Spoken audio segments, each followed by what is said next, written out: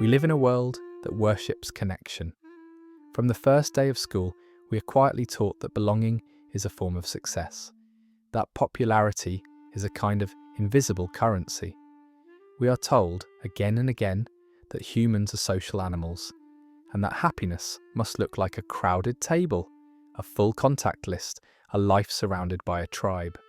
But what if that story isn't true for everyone? Look around you. There is a silent group moving through the same streets, sitting in the same offices, standing in the same grocery lines. They are not obviously lonely. They laugh at the right moments, they function, they survive.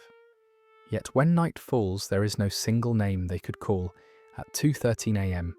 if their world began to crack. Not acquaintances, not co-workers, but a close friend, the kind of person who knows the unedited version of you.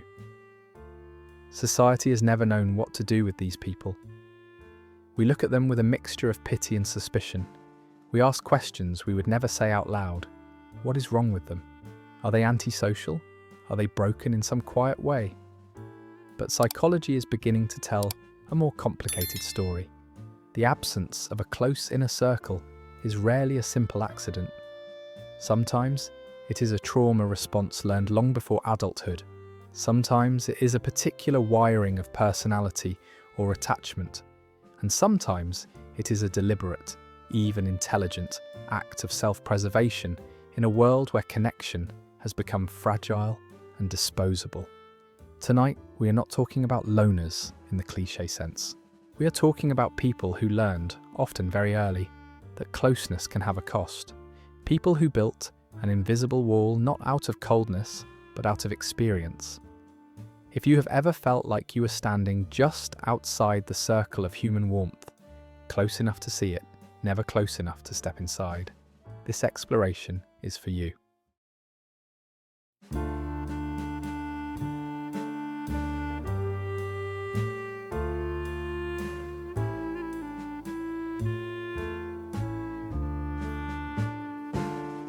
No child is born wanting to be alone.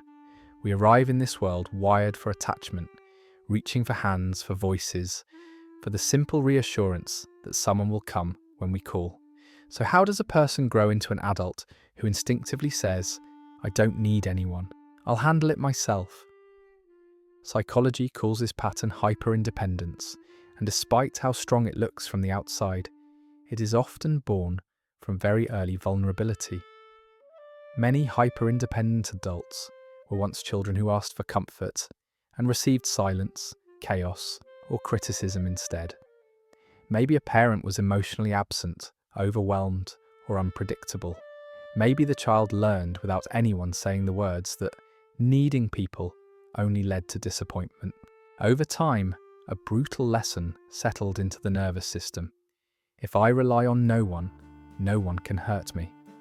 As adults, this belief becomes a way of life. Hyper-independent people rarely ask for help, even when they're exhausted. They solve problems alone, carry burdens alone, celebrate victories alone. From the outside, they look capable, disciplined, even admirable. But beneath that competence is a quiet alarm system that goes off whenever someone tries to get too close. Friendship for them is not simply pleasant, it is risky. To have a close friend means exposing the soft, unguarded parts of yourself, and those parts, once hurt, learn to hide. So without realizing it, they begin to sabotage connection. They cancel plans at the last minute.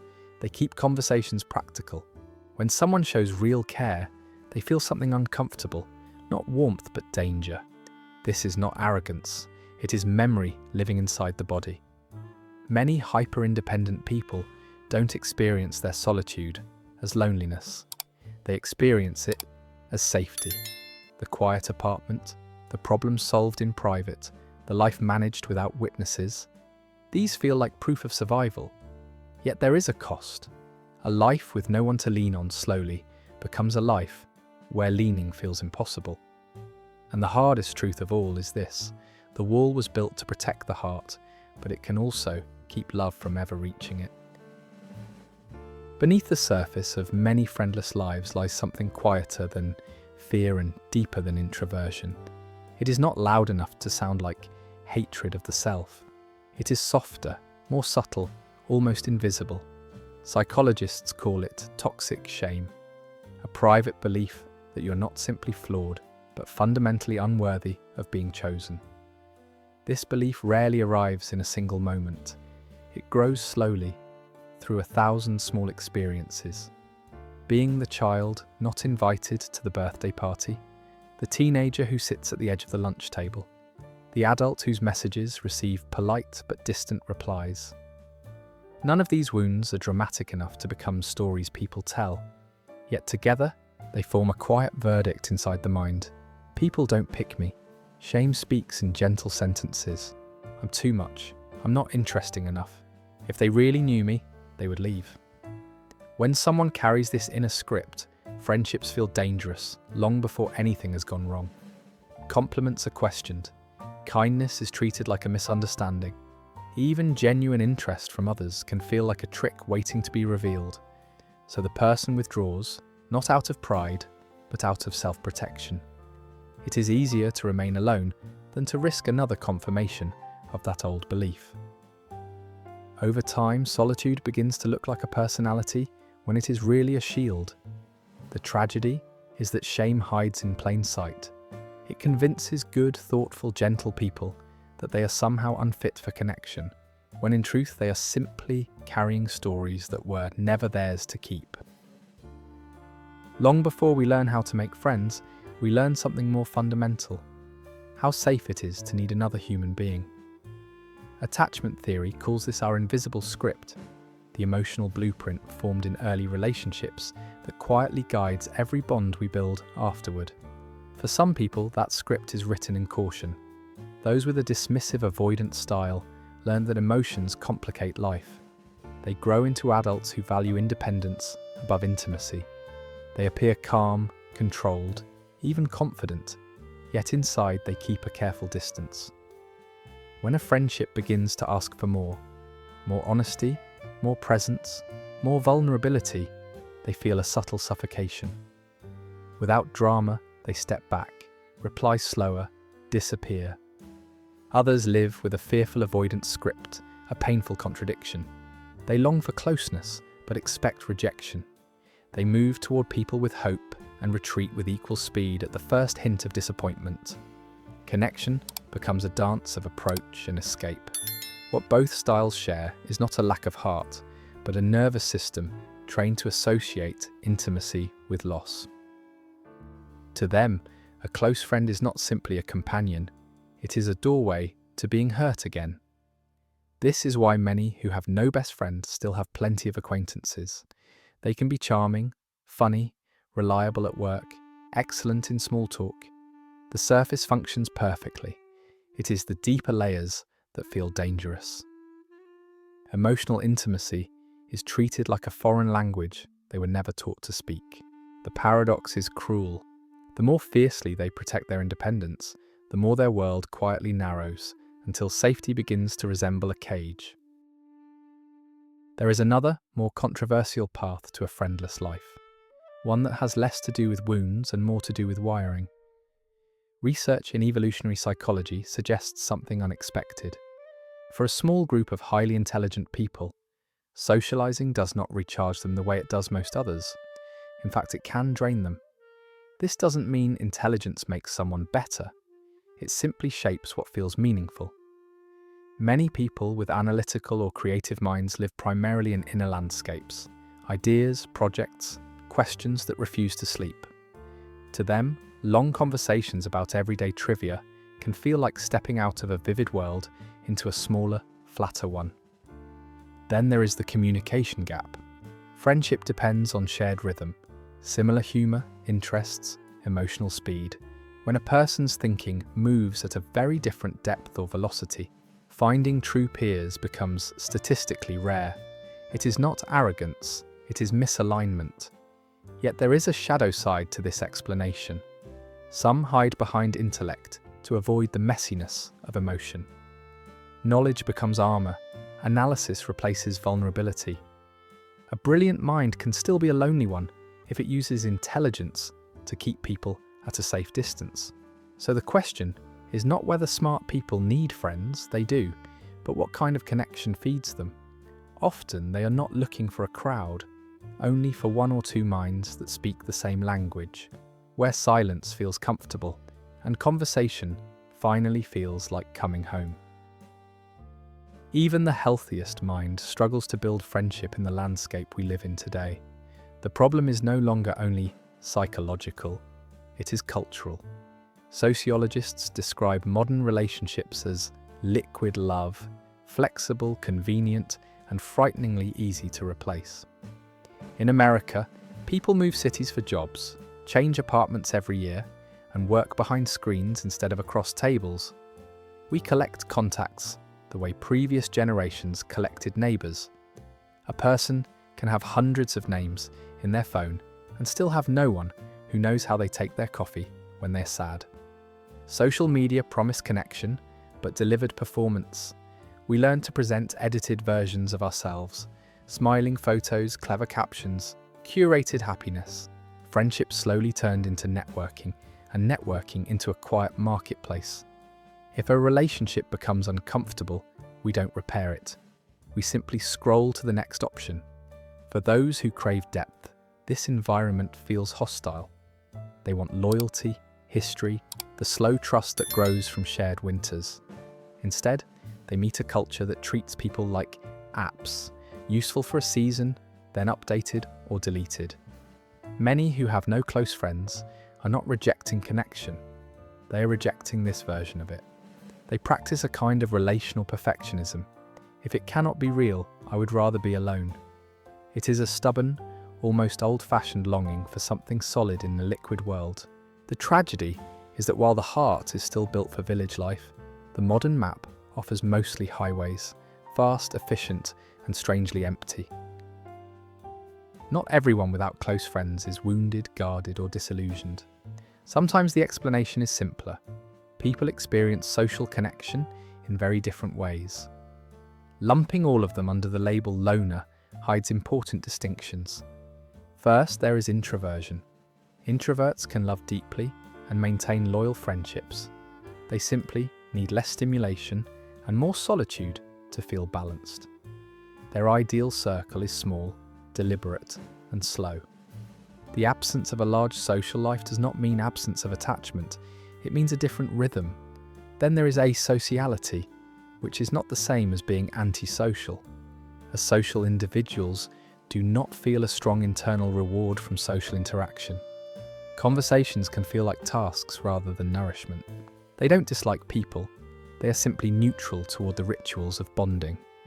While most brains release warmth through laughter and shared stories, theirs may remain quiet. A third path involves neurodiversity, autism spectrum traits, sensory sensitivities, or cognitive styles that make social codes harder to read. These individuals may want connection, but find the unwritten rules exhausting. Eye contact, small talk, timing, emotional nuance. The gap is not emotional coldness, it is translation. Understanding these differences matters because it removes unnecessary shame. A person can live a meaningful life without fitting the standard social template. The goal is not to force everyone into the same shape, but to recognize the many ways a human nervous system can experience closeness. Until now, solitude has sounded almost noble, a refuge, a choice, a private kingdom. But there is another side we must face honestly. The human nervous system was not designed for long stretches without witnesses. Even the strongest walls cast shadows. Physiologically, chronic isolation quietly rewires the body. Studies link prolonged loneliness to elevated cortisol, inflammation, and weakened immunity. The brain begins to scan the world as if it were unsafe, because for our ancestors, being alone often meant being unprotected. What feels like emotional distance slowly becomes biological stress. There is also a psychological cost that is harder to measure. Friends act as mirrors. They tell us when we are being too harsh on ourselves, when our fears are exaggerating, when our stories have grown crooked. Without that mirror, thoughts echo endlessly inside one room. Anxiety learns to sound like wisdom, and cynicism begins to feel like clarity. Many people who have no close friends notice a subtle narrowing of life. Fewer invitations, fewer new memories, fewer chances to be surprised by someone else's perspective. The world grows quieter, but not necessarily kinder. This is the uncomfortable question each solitary person must ask. Is this peace, or simply a very quiet fear? Solitude chosen for growth can be beautiful. Isolation chosen to avoid pain slowly becomes its own kind of pain. Recognizing the difference is not a judgment, it is the beginning of freedom. After all this analysis, a gentler truth appears. Healing does not require a crowd.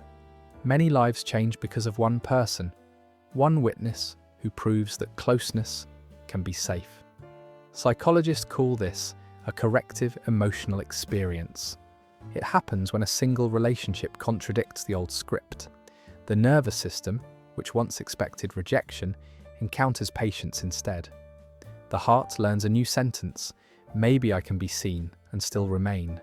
This does not demand grand gestures. Often it begins through ordinary shared spaces, a weekly class, a quiet co-worker, a neighbour who remembers your name. Connection grows sideways, not through confessions, but through small, consistent moments. Vulnerability climbs a ladder one step at a time. The goal is not perfection. Real friendship survives misunderstandings, awkward silences, and imperfect timing. Repair matters more than performance. Showing up matters more than saying the right thing. For those who have lived behind walls, one reliable bond can gently loosen the bricks. It teaches the body that dependence is not defeat, that needing someone does not erase strength. Sometimes a single voice is enough to remind a person they were never meant to carry the world alone.